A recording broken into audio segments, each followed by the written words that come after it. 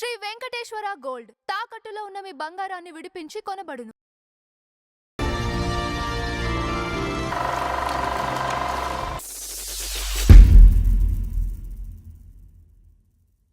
నమస్కారం నందహరిచంద్ర గారు. నమస్కారం అంజబాబు గారు. సరే, ఈ రోజు మన ఫ్లాష్ బ్యాక్ లో అలనాటి గాయని పి లీల గారి గురించి మాట్లాడుతున్నాం. మెటాలిక్ వాయిస్, బ్రహ్మాండమైన వాయిస్. అసలు ఆవిడ కచేరీ చేసిందంటే ఆ వాయిస్ గమకాలకి అసలు ఉర్రూతలుగిపోయేవాళ్ళు అట్లండి. ఏమండి, లవకుశలో పాటలు మొత్తం ఈవిడే కదా. సుశీల్ గారి కాంబినేషన్ కదా. ఘంటసాల గారికి ఇష్టమైన గాయని పి లీల గారు. ఓకే, డ్యూయట్లు ఎక్కువ పాడారు ఆవిడ. కలవరమాయే మదిలో నా మదిలో, ఇది పాతాళ భైరవి అనుకుంటా. ఏమండి, ఓహో మేఘమాల ఈలాల మేఘమాల చల్లగరావేళ, అదో పాట. ఏమండి, తర్వాత నీ కోసమే నే జీవించున్నది, ఇది మాయాబజార్లో. ఏమండి, తర్వాత పాండవనవాసంలో దేవా దీన బాంధవా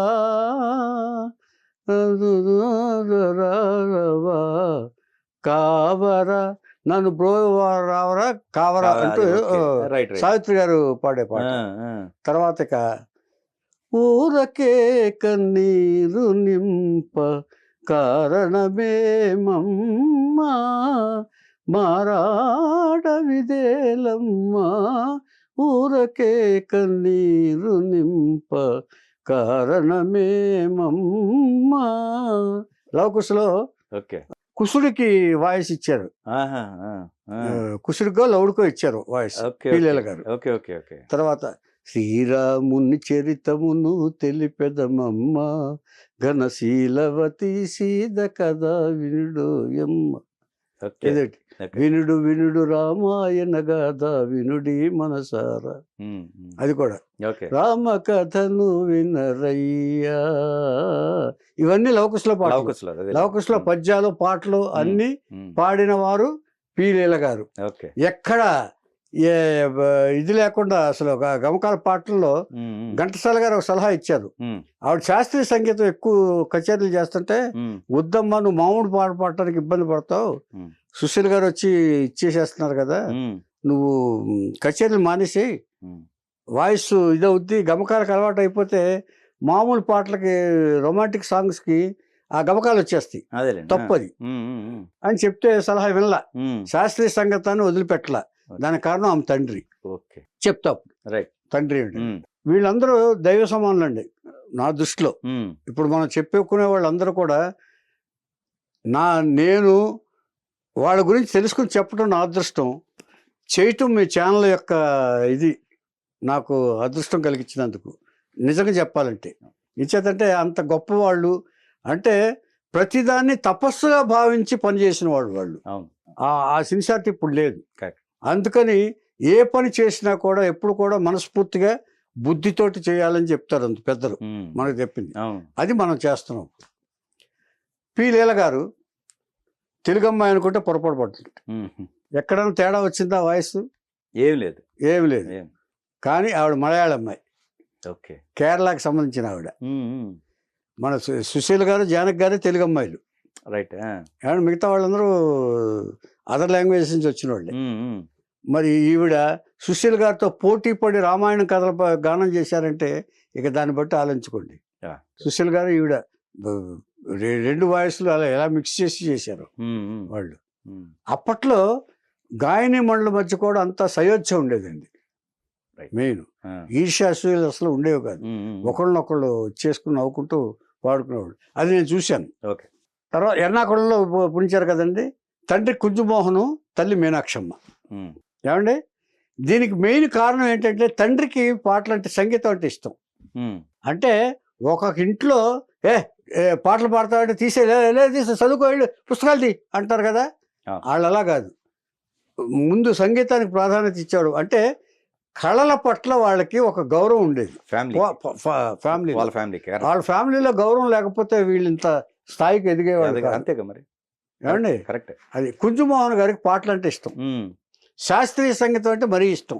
ఓకే. సినిమా పాటలు ఇష్టం లేదు, ఉమ్, ఉమ్, శాస్త్రీయ సంగీతం అంటే ఇష్టం బాగా. ఉమ్, ఈయన ఏం చేసేవారు, మీకు అభిమన్యుడు లాంటి కథ చెప్తాను నేను. ఉమ్, ఈవిడ గర్భవతిగా ఉన్నప్పుడు, ఎవరు కుంజమోహన్ భార్య మీనాక్షమ్మ గారు ఉమ్, గర్భవతిగా ఉన్నప్పుడు ఈ ముగ్గురు ఆడపిల్లలు, ఉమ్, భానుమతి, శారద భానుమతి, లీల మూడో అమ్మాయి, ఆఖరి అమ్మాయి. ఆహా, లీల ఆఖరి అమ్మాయి, ముగ్గురు ఆడపిల్లలే. అంతవరకు చదివిపెట్టారు. అప్పుడు ఉమ్, ఏమండి, ఈ భార్య గర్భవతిగా ఉన్నప్పుడు, అంటే నేను అనుకోవటం, అంటే పలానా వాళ్ళని చెప్పలేదు, ఉమ్, ఈయన ఓల్డ్ రికార్డులు తెచ్చి, శాస్త్రీయ సంగీతానికి సంబంధించిన రికార్డులు తెచ్చి భార్యకి వినిపించేవాడు. ఉమ్, మీకు దీన్ని బట్టి ఏం గుర్తు వస్తుంది, అర్జునుడు సుభద్రకి ఇది చెప్పినప్పుడు గుర్తు రావట్లేదు? అభిమన్యుడు అభిమన్యుడు వింటా కడుపులో ఉంటాడు. ఉండి వింటున్నట్టు. వింటారు. అలాగే లీల కూడా ఉందేమో ఓకే, ఓకే, అనుకుంటున్నా నేను. ఊరికంటే నిజం తెలిసి కాదు నేను జనరల్ గా ఉంటుంది. చెప్పేది, ఊరికే పోలుస్తున్నా నేను. ఆయన రికార్డులు తెచ్చి వినిపించేవడం వాస్తవం. ఓకే. అది ఆయనకి సంగీతం అంటే ఇష్టం కాబట్టి. ఎందుకంటే ఈ పాటలు వినిపిస్తే డెలివరీ బాగా అవుతుందని అప్పట్లో బాగా అభిప్రాయం. మనసు ప్రశాంతత చెంది ఈ పాటల వల్ల డెలివరీ ఈజీ డెలివరీ అవుతుంది భార్యకి అని చెప్పేసి ఆయన ఒక అభిప్రాయం. అందుకని మంచి చక్కటి పాటలు, సుమధుర సంగీతాన్ని వినిపించేవాడు వచ్చి. ఓకే. తెల్లవారుజామున లేచి పిల్లల్ని లేపి ముగ్గురిని లేపి సంగీత సాధన చేయించేవాడు ఆయన. ఓకే. ఊరికి ఎలా వస్తే అలాగా. అలా వచ్చినప్పుడు మద్రాసులో కుంజమోహన్ గారికి, అంటే తండ్రికి, పీలేల గారి తండ్రికి ఒక స్నేహితుడు ఉన్నాడు, సంగీత విద్వాంసుడు, రామనాథ్ భాగవతారు, అరవింకుడు రామనాథ్ భాగవతారు అని ఒక స్నేహితుడు ఉన్నాడు. ఆయన కేరళ వచ్చినప్పుడల్లా వీళ్ళ ఇంటికి వచ్చేవాడు. వీళ్ళ ఇంటికి వచ్చినప్పుడు పీలేల గారు పాడటం విన్నాడు ఆయన.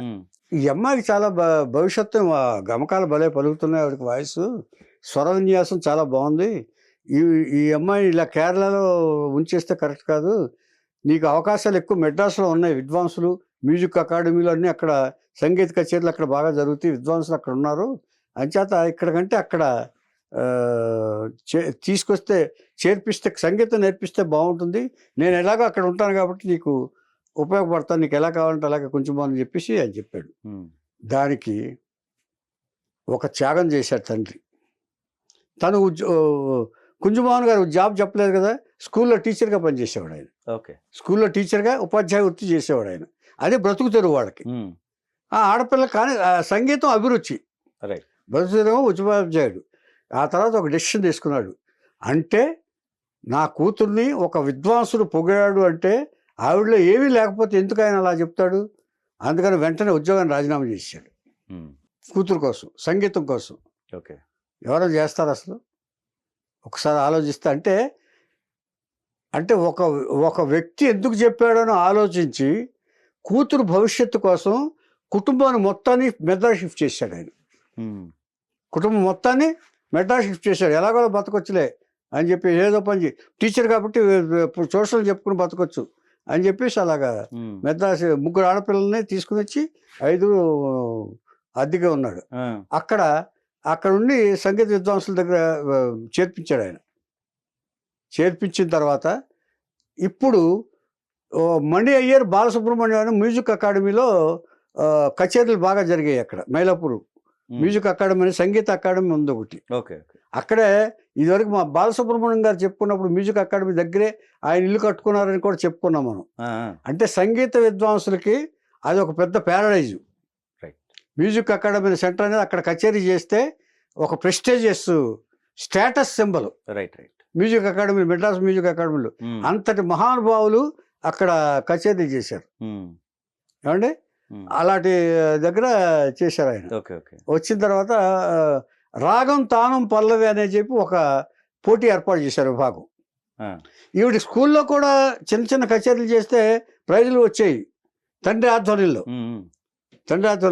ఇక్కడికి వచ్చిన తర్వాత రాగం, తానం, పల్లవి విభాగంలో వీళ్ళందరూ జడ్జీలుగా ఉండగా విద్వాంసులు మణి అయ్యర్, బాలసుబ్రహ్మణ్యం గారు, ఈవిడికి బహుమతి వచ్చింది, ఉత్తమ గాయనిగా బహుమతి వచ్చింది. ఇక అక్కడి నుంచి అంటే ఇక వాయిస్ విప్పితే అలాగా అంత ఏకసత్తాగ్రహి సంగీతం పట్ల, చదువు కంటే కూడా సంగీతం పట్ల ఈవిడికి ఎక్కువ ఇది జరిపింది. అలాగే రామనాథం భాగవతార్ గారు ఫ్రెండ్ ఉన్నాడు కదా, ఆయన కూడా బాగా ఎంకరేజ్ చేసేవాడు. ఇలా ఉండగా మెడ్రాస్లో ఆంధ్ర మహిళా సంఘం అని ఉంది, దుర్గాబాయి దేశ్ముఖ్ గారు స్థాపించిన ఆంధ్ర స్వతంత్ర సమరయోధురాలు దుర్గాబాయి దేశ్ముఖ్ గారు. అంటే ఆ ఆంధ్ర మహామండలిలో 12వ ఏట ఈవిడ కచేరీ చేసింది. ఓకే. ఈవిడ వాయిస్ వినేసి ఆవిడ ముగ్ధురాలు అయిపోయింది, దుర్గాబాయి దేశ్ముఖ్ గారు. అయిపోయి ఏం చేసిందంటే, నాకు టైటిల్ ఉంది కదా, ఆ టైటిల్ నాకంటే కూడా లీల గారికి బాగా ఇదవుతుంది, ఈ పాపకి ఇస్తున్నాను నేను, ఆవిడ పెద్ద ఆవిడ. అంచేత ఈ పాటకి నా టైటిల్ నేను ఇచ్చేస్తున్నాను అని చెప్పేసి ఆ భారత కోకిల అనే బిరుదును ఆవిడకి ఇచ్చేసింది లీల గారికి. ఇలా ఉంటున్నప్పుడు పద్మనాభ శాస్త్రి గారిని మన ఈయన ఆల్ ఇండియా రేడియోలో ఉద్యోగం చేస్తుంది ఈవిడ. బతుకు తెరువు చేయాలి కదా, మరి ఏదో పని చేయాలి కదా, అక్కడ కచేరీలు కూర్చుంటే కాదు కదా.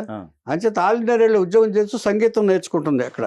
ఆ వచ్చిన డబ్బుల్లో కాస్త సంగీతానికి పెట్టి చేస్తుంది. ఈవిడ పాటలు పాడుతుంటే కచేరీలు బాగా ప్రాచుర్యం వచ్చేసి పేపర్లో వచ్చేస్తుంది కదా, లీలగారు ఇలా పాడుతున్నారు, 12 ఏళ్ళ అమ్మాయి, చాలా చైల్డ్ ప్రోడక్ట్ అని చెప్పి ఇంగ్లీష్ పేపర్లు, ఈ తెలుగు పేపర్లు అలాగా వచ్చేస్తే, తమిళ పేపర్లు ఇలా వచ్చేస్తే, గణపతి రామయ్య అనే ఆయన ఈ పాపను ఇంటికి వెళ్ళి తీసుకుని వచ్చి, నేను కొలంబియా రికార్డ్ నుంచి వచ్చాను, నేను ఈ పాపను ఒకసారి తీసుకురండి అక్కడ పాడిద్దామని చెప్పేసి తీసుకెళ్ళారు. అక్కడికి తీసుకెళ్ళిన తర్వాత ఏం చేశారంటే, ఈ అమ్మాయి పాటలు మేము కంటిన్యూస్గా పాడిస్తాము, మీరు అగ్రిమెంట్ సంతకం చేయండి అన్నారు. కుంజమోహన్ గారికి పాటలు పాడించడం ఇష్టం లేదు, సినిమా పాటలు లాంటి లలిత గీతాలు కానీ ఇవన్నీ ఇష్టం లేదు, శాస్త్రీయ సంగీతం ఆయనకి బాగా ఇష్టం, నేను చేయను అన్నాడు. ఒకటి ఆలోచించుకో మేనన్, నువ్వు చేయనంటా ఓకే, మీ అమ్మాయి భవిష్యత్తు సంగీత కళానిధి కావాలా అక్కర్లేదా, సంగీత సామ్రాజ్యం కావాలా అక్కర్లేదా అన్నాడు. మీ అమ్మాయి కోసమే కదా నువ్వు ఫ్యామిలీని ఇక్కడ దాకా తీసుకొచ్చేసావు, మెడ్రాస్ తీసుకొచ్చావు, మరి ఆవిడకి మంచి అవకాశాలు వస్తున్నప్పుడు ఎందుకు వద్దంటున్నావు నువ్వు? సంగీతానికి ఒక సముద్రం లాంటిది అది, నువ్వు ఎందుకు అడ్డుకట్ట వేస్తున్నావు? నువ్వు అడ్డుకట్ట వేయాలని ప్రయత్నిస్తావు, ఆపలేవు, నువ్వు ఆపినా కూడా ఆపలేవు అని చెప్పేసి, నువ్వు చేస్తే నీ అమ్మాయి భవిష్యత్తు కావాలంటే నువ్వు సంతకం పెట్టు, లేదంటే నీ ఇష్టం, తీసుకెళ్ళిపోండి అన్నారు. అప్పుడు ఆలోచించాడు, ఒకవేళ నిజంగానే నేను అడ్డుకట్ట అవుతున్నానా, నేను అడ్డు పడుతున్నానా నా కూతురు భవిష్యత్తుకి, ఇంతకా మరి నేను తీసుకొచ్చింది నా కూతురు మంచి గాయన అవ్వాలి కదా, అంచేత అన్ని చోట్ల ఉండాలి. అందరూ చెప్పారు అక్కడ, ఏమంటే ఒక చోటే ఇదిగా ఉండటం కాదు, అన్ని విభాగాల్లోనూ ఆవిడ పాడాలి, అన్ని జోనర్స్లోనూ పాడితేనే ఒక పేరు వస్తుంది. గాయనిమని అంటే అన్నీ పాడగలిగి ఉండాలి, ఒక శాస్త్రీయ సంగీతం సరిగమలే కాదు అని చెప్పారు. అప్పుడు సంతకం పెట్టాడు. సంతకం పెట్టిన తర్వాత ఇప్పుడు పద్మనాభ శాస్త్రి గారిని ఒక మ్యూజిక్ డైరెక్టర్ ఉన్నాడు, ఆయన కంకణం అనే సినిమా మ్యూజిక్ చేస్తున్నాడు. ఆయన మ్యూజిక్ చేస్తుంటే ఈ కొలంబియా రికార్డింగ్లో విని ఈ మొత్తం ప్రచారం అవుద్ది కదా, తన సినిమాలో అవకాశం ఇస్తున్నాడు. సినిమా పాటలు అసలు ఇష్టం లేదు దీనికి, కుజమేనన్ గారు తండ్రికి అంటే. కానీ ఆయన కూడా అక్కడ కూడా ఇదే చెప్పి బలవంతంగా ఒప్పించి పాడించారు. ఈ అమ్మాయి అభిప్రాయం ఏం లేదు, ఇది తండ్రి ఏం చెప్తే అది, తండ్రి ఇన్స్పిరేషను, తండ్రి ఏం చెప్తే అది చేయటం అనేది లీల గారికి అలవాటు. అప్పుడు ఆ సినిమాలో పాడించాడు. అంతే, ఇక వరుసగా అక్కడ పాడిన తర్వాత తెలుగులో ఎన్టీఆర్ని ఇంట్రడ్యూస్ చేసిన మిర్జాపురం రాజా గారి కృష్ణవేర్ గారి బ్యానర్లో పాట పాడించారు మ్యూజిక్ డైరెక్టర్. పాట పాడించిన తర్వాత అక్కడి నుంచి వరుసగా వాహిని స్టూడియో వాళ్ళు పిలిచారు. వాహిని స్టూడియో గుణసుందర కథలో అక్కడ కూడా పిలిచారు. అక్కడ పిలిచింది, అక్కడ పాడారు. అక్కడ పాడిన తర్వాత అక్కడ ఘంటసాల గారు పెర్మనెంట్ అయిన తర్వాత ఇక్కడ ఈ వాయిస్ని అడ్మైరింగ్ వాయిస్ లాగా ఇచ్చేసి ఘంటసాల గారు బాగా అవకాశం ఇచ్చారు. అక్కడే మాయాబజార్లో లాహిరిలా హిరిలా హిరిలో ఓహో జగమే ఊగెనుగా, తర్వాత బిస్సమ్మలో కరుణించు మేరీ మాత కరుణించు మేరీ మాత. సావిత్రి గారికి పెర్మనెంట్ వాయిస్ అయిపోయింది లీల గారి వాయిస్, మ్యాచింగ్ వాయిస్. సావిత్రి గారి సినిమాలన్నిటికీ ఈవిడే. ఇప్పుడు ఇందాక నేను పాండవ వనవాసం చెప్పానే, దాంట్లో కూడా తర్వాత అభిమానవంతుల్లో ఓహో మేఘమాల నీలాల మేఘమాల, బలేరాముడు కూడా సావిత్రి గారికి వాయిస్, పెర్మనెంట్ వాయిస్ లీల గారికి అయింది. ఏమండి, ఆ తర్వాత వెన్నెలలోనే వేడి ఏలను, పెళ్ళినాటి ప్రమాణాలు, కేవీ రెడ్డి గారు తీసిన పెళ్ళినాటి ప్రమాణాలు, అందులో పాట.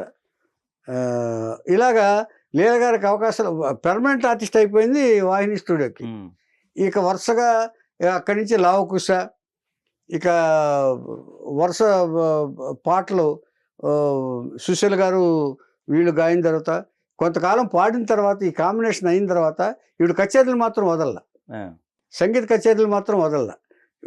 ఎంతమంది చెప్పినా కూడా మా నాన్నగారు నాకు ఇన్స్పిరేషన్ ఇచ్చింది శాస్త్రీయ సంగీతం గురించే, ఆయన నన్ను ఇంత దాన్ని చేశారు, ఆయన కోరికని నేను నెరవేర్చకుండా నేను ఉండను, పాటలు లేకపోయినా పర్వాలేదు అన్నట్టుగా ఆవిడ కచేరీలు మాత్రం ఎక్కడ పడితే అక్కడ చేసేవారు ఆవిడ.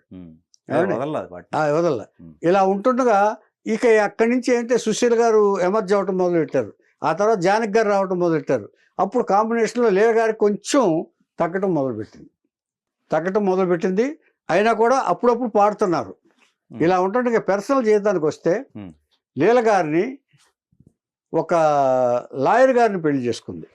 లవ్ మ్యారేజ్ కాదు, అరేంజ్డే. లవ్ మ్యారేజ్ అసలు కాదు. వీళ్ళకి లవ్ కానీ ఇది కానీ ఉండేది కాదండి, సంగీతమే లవ్ వాళ్ళకి. లవ్ మ్యారేజ్ ఏమీ లేదు, అసలు ఆలోచనే లేదండి. లీల గారు లాంటి వాళ్ళకి, సుశీల్ గారు లాంటి వాళ్ళకి ఇది లేదు. జానకి గారికి ఇంకా ఒక విధంగా ఇది వచ్చింది కానీ వీళ్ళిద్దరికి అది లేదండి. ఈ లీల గారు లాయర్ గారిని పెద్ద గురించి చేసుకున్నారు. కానీ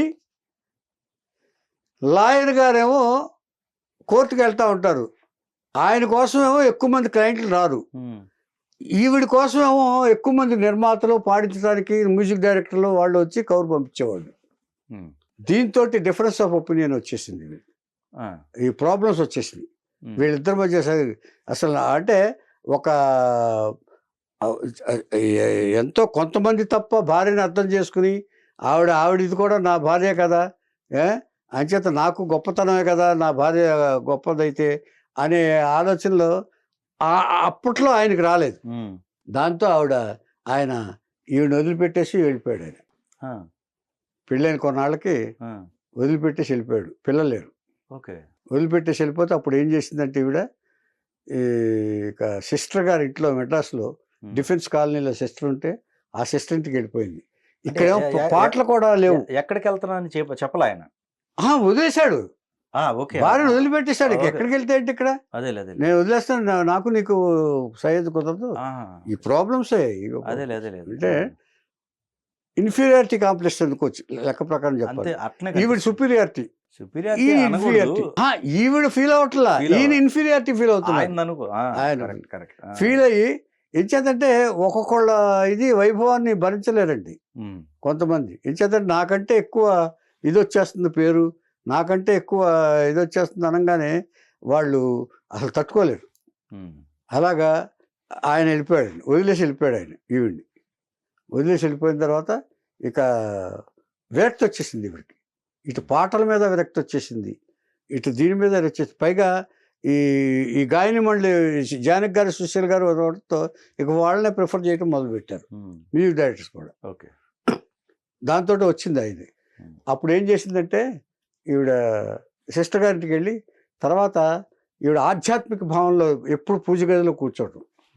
నా జీవితం ఇలా అయిపోయిందని కాకుండా సంగీతం ఉంది కదా ఓ పక్కన, నాకు సంగీతమే నాకు దైవం, నా భర్త లేకపోయినా పర్వాలేదు అన్న రీతిలో ఎప్పుడు ఆధ్యాత్మిక భావంలో ఉండటం, దేవుడిని దండం పెట్టడం.